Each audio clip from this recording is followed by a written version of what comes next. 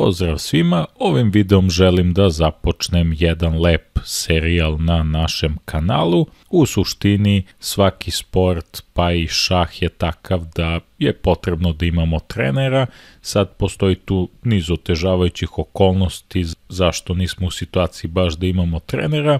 Ovaj serijal će biti pokušaj da mi zapravo sami sebi budemo treneri i u serijalu ćemo raditi veoma zanimljive vežbe.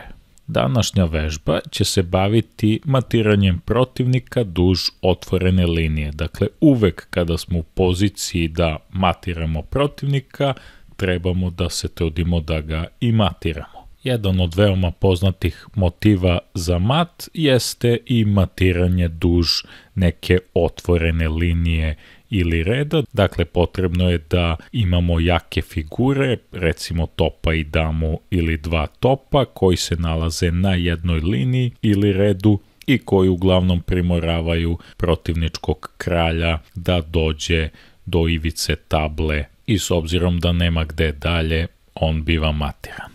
Pred nama se nalazi jedna poznata partija koju je igrao poznati šahista Emanuel Lasker. Beli je na potezu, potrebno je da nađemo poteze kako da dovedemo crnog protivnika do mata.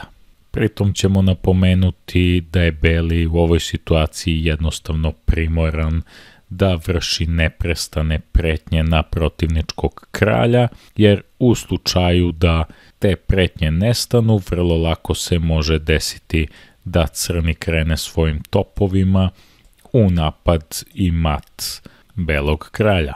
Vi slobodno možete da zaustavite ovaj video i da dobro razmislite, jer u nastavku sledi rešenje ovog zadatka. Ja ću vam pokazati jednu varijantu, vi slobodno u komentarima možete da mi napišete neku drugu varijantu koju ste videli.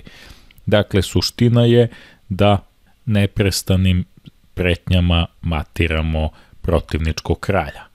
Dakle, za početak krećemo sa topom na D8 šah, kralj se na primjer sklanja na G7, zatim idemo drugim topom, sa D1 na D7 dajemo šah, kralj se u ovoj poziciji recimo sklanja na F6, kako sada da mu damo šah, pa jednostavno dolaskom topa na F8, kralj recimo može da odigra u ovoj poziciji E5, a beli igra topom na E8 daje šah, kralj se zatim povlači na F4, u nastavku partije opet je potrebno dati kralju šah. Kojim topom idemo topom sa D linije, idemo topom na D4 dajemo šah, kralj se sklanja na G3 i posljednji potez pred mat je naravno top na E3 i to je mat. To bi bilo sve što smo vam pripremili za danas, pozdrav i sve najbolje.